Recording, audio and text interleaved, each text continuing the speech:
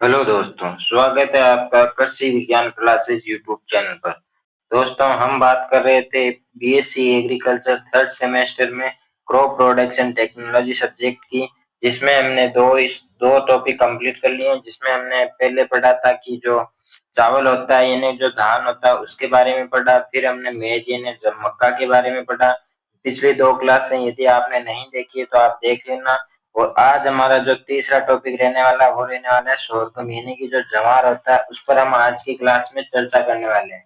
तो आज का जो टॉपिक है ज्वार, वो परीक्षा की दृष्टि से काफी महत्वपूर्ण है, क्योंकि हर वर्ष इसमें जो किस्में होती है उससे या अन्य किसी भाग से क्वेश्चन एक या दो क्वेश्चन पूछे जाते हैं।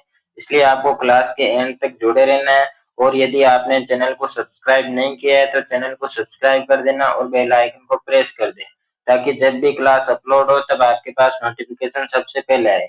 तो चलिए बिना किसी देरी के आज की क्लास हम शुरू करते हैं। आज की क्लास में हम ज्वार यानी सोरगम पर चर्चा करने वाले हैं। सबसे पहले इसकी सामान्य जानकारी देखते हैं कि इसका बॉटनिकल नेम जो होता है वो होता है सोरगम बाइकलर। और इसके जो कुल होता है वो होता है पोएसी यानी जो घास घास कुल की जो फसलें होती है उनमें ये आता है। इसका उत्पत्ति स्थान अफ्रीका यानी इथियोपिया को माना जाता है। और इसमें जो क्रोमोसोम गुणसूत्र संख्या होती है वो होती है 20। और इसका जो पॉलिनेशन टाइप होता है वो होता है क्रॉस पॉलिनेटेड यानी परपरागित फसलें, यानी इसमें स्वपरागण नहीं होता है, परपरागण होता है। ये कुछ सामान्य जानकारी थी। इसके साथ हम देखें कि जो इसका फल प्रकार होता है वो कोरियोप्सिस होता है। और इसका जो पुष्पक्रम होता है वो पेनिकल होता है। इसका जो टेस्ट वेट होता है वो होता है 25 से 30 ग्राम। और इसमें जो प्रोटीन की जो संख्या होती है या प्रोटीन होता है वो 10 से 12% होता है। ये कुछ इसकी सामान्य जानकारी थी जो आपको ध्यान में रखना है। और अब हम देखेंगे कि ज्वार की उत्पत्ति कहाँ से कब हुई और कितने वर्ष पहले इसकी जो खेती थी वह की जाने लगी। तो सबसे पहले कि ज्वार की उत्पत्ति पूर्वोत्तर अफ्रीका, विशेष रूप से इथियोपिया और सूडान क्षेत्र में मानी जाती है। यानी कि जो अफ्रीका है उसकी उसमें जो ज्वार है उसकी उत्पत्ति मानी जाती है। ये सबसे प्राचीन अनाज फसलों में से एक है जिसकी खेती 4000 वर्ष से अधिक समय से की जा रही है। यानी कि आज से 4000 वर्ष पहले से ज्वार की खेती की जा रही है। ये इसे सबसे पहले मतलब अनाज वाली फसलों में सबसे पहले प्राचीन समय से उगाया जा रहा है। और अगला है कि जो इसका भारत में ये बहुत पहले से आई और अब ये शुष्क भूमि कृषि में व्यापक रूप से अपनाई गई है। यानी कि ये भारत में तो बहुत पहले ही उगाई जाने लगी थी, लेकिन क्या है कि अब ये शुष्क भूमि में भी उगाई जाती है।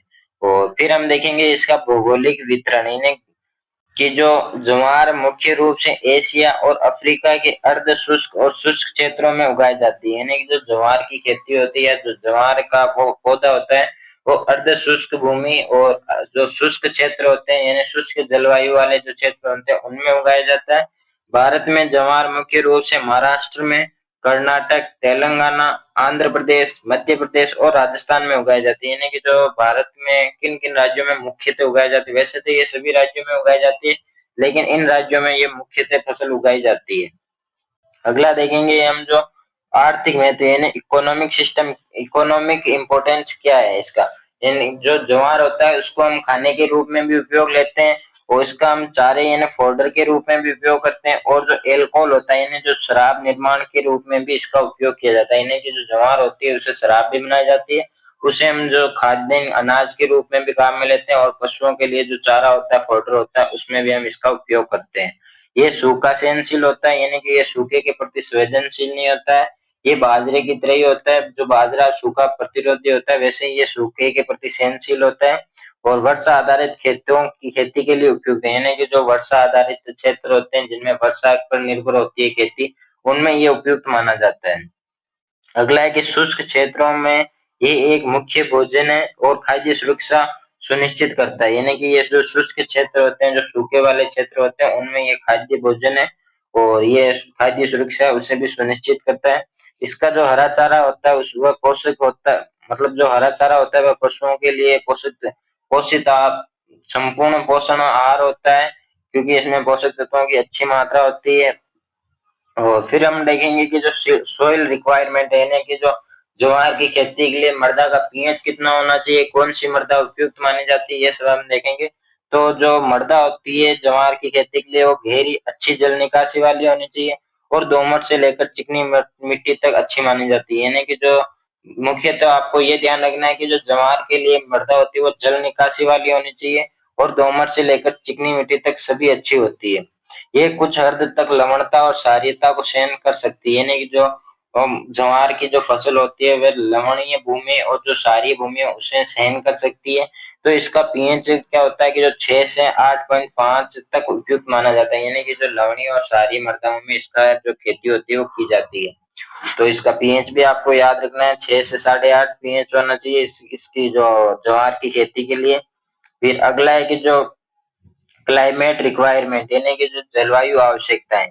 तो जलवायु आवश्यकताओं में सबसे पहले हम देखेंगे कि जो ज्वार होती है उसके लिए कैसी जलवायु होनी चाहिए। तो उसके लिए गर्म और शुष्क जलवायु पसंद होती है, यानी ये सूखे में भी जीवित रह सकती है, क्योंकि जो ज्वार का पौधा होता है उसे एक बार पानी मिलने पर वह काफी लंबे समय तक बिना पानी के भी सरवाइव कर सकता है।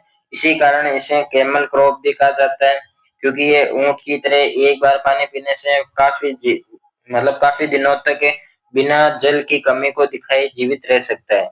इसलिए ये सूखे में भी जीवित रह सकता है। और इसका जो आदर्श तापमान होता है यानी जो ऑप्टिमम टेम्परेचर होता है 25 से 32 डिग्री सेंटीग्रेड तक होना चाहिए। और इसके लिए जो 40 से 100 सेंटीमीटर मध्यम वर्षा की आवश्यकता होती है, लेकिन ये कम वर्षा में भी उगाई जा सकती है। यानी कि इसके एक तौर से कहें कि जो सामान्यतः 40 से 100 सेंटीमीटर तक वर्षा होनी चाहिए, लेकिन इतनी नहीं हो रही है तो भी ये इससे कम वर्षा में भी उग सकती है या अपना जो उत्पादन है वो दे सकती है। और अगला है कि जो इसकी किस्में कौन कौन सी होती है। तो इसकी किस्मों में सबसे पहले हम देखेंगे कि जो ग्रेन पर्पज यानी जो अनाज वाली किस्में होती है वो होती है CSV 15, CSV 17 और SPV 46 2 यानी 462।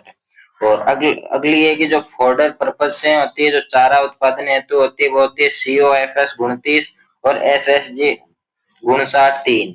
और ड्यूअल पर्पज यानी दोहरा उद्देश्य यानी जो अनाज के उद्देश्य से भी होती है और फॉडर यानी चारे के उद्देश्य भी होती है, वो होती है CSH 14 और CSH 16।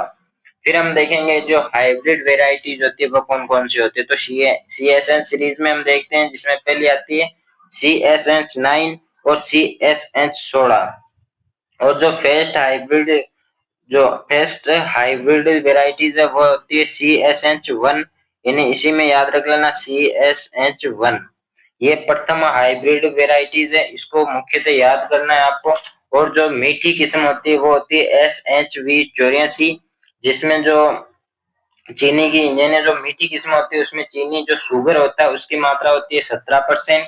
ये आपको मुख्यतः याद रखना है। सबसे महत्वपूर्ण ये है कि बेस्ट हाइब्रिड वेराइटीज कौन सी है, ज्वार की CSH 1 इसकी प्रथम संकर किस्म है। फिर अगला देखेंगे कि जो कृषि अभ्यास यानी कि जो इसके लिए जो ज्वार की खेती के लिए हम मृदा को कैसे तैयार करेंगे, बीज की कितनी आवश्यकता होती है, कितने पौधे कितनी दूरी पर लगाने चाहिए, सिंचाई की व्यवस्था, फर्टिलाइजर की, ये सब हम देखेंगे। तो सबसे पहले हम देखते हैं खेत की तैयारी या क्षेत्र की तैयारी। इसमें सामान्यतः सभी में एक जैसा ही होता है, 2 से 3 बार जुताई करना और फिर उसे समतलीकरण करना, यानी कि जो भूमि होती है उसे समतल करना। और इसके लिए जो सीड रेट होती है, वो जो बीज दर होती है, वो जब हम कतार से कतार यानी सीधी कतार में बुआई करते हैं तब तो इसमें 10 से 12 केजी प्रति हेक्टेयर चाहिए। और यदि हम छिड़कवा विधि से इसका प्रयोग करते हैं तो 15 से 20 केजी प्रति हेक्टेयर चाहिए। यानी कि इसकी खेती दो तरह से होती है, एक तो कतार में खेती करते हैं जैसे हम अन्य फसलों की करते हैं वैसे, एक होती है छिड़कवा विधि से यानी हम छिड़क के फिर उसमें जो हल चला के उन बीजों को जमीन में ढक देते हैं, इस तरह से भी हम इसकी खेती करते हैं। तो इसका नुकसान क्या है कि जो छिड़कवा विधि होती है उसमें निराई गुड़ाई थोड़ी मुश्किल होता है, और जो हम कतार से बुआई करते हैं इसमें निराई गुड़ाई आसानी से हो सकता है। इसमें बीज दर भी ज्यादा लगती है और इसमें बीज दर कम लगती है।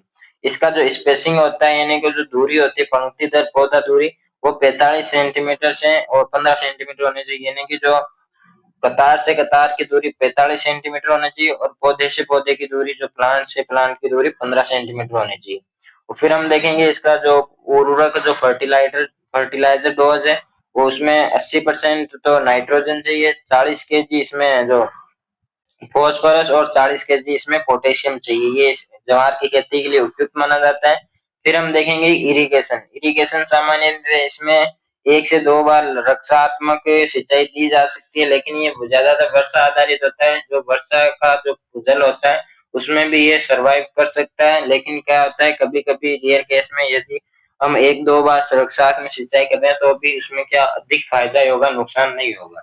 फिर हम देखेंगे कि वीड कंट्रोल यानी जो खरपतवार होते हैं उसका कंट्रोल कैसे करें। तो सामान्यतः हम निराई गुड़ाई से भी इसका कंट्रोल कर सकते हैं, और यदि निराई गुड़ाई से नहीं करें तो इसका हम उपयोग एट्राजिन होता है उसका उपयोग आधा किलो से 1 केजी प्रति हेक्टेयर से इसका जो उपयोग करके हम जो खरपतवार होते हैं उन्हें नष्ट कर सकते हैं, उनका कंट्रोल कर सकते हैं।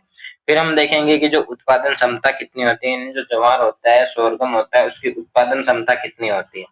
तो जो हम अनाज उत्पादन में इसकी जो क्षमता है वो 30 से 50 क्विंटल प्रति हेक्टेयर होती है, और हरा चारा उत्पादन में इसकी 300 से 500 क्विंटल प्रति हेक्टेयर इसका जो उत्पादन क्षमता होती है वो होती है।